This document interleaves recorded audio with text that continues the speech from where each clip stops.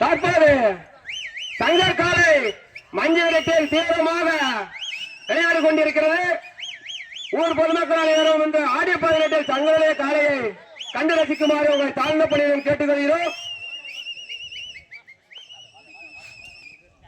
மலையடிக்காடு மாவீரன் ஜல்லிக்கட்டு பேரவை சார்பாக முதலாம் ஆண்டு வடமாடு மஞ்சள் விரட்டு மிக சிறப்பாக நடைபெற்று இருக்கிறது. அதில் காலை சங்கர் காலை களமிறங்கி மிக சிறப்பாக ஆட்டம் ஆடிக்கொண்டிருக்கிறது. வீரர்களும் மிக சிறப்பாக ஆடிக்கொண்டிருக்கிறார்கள்.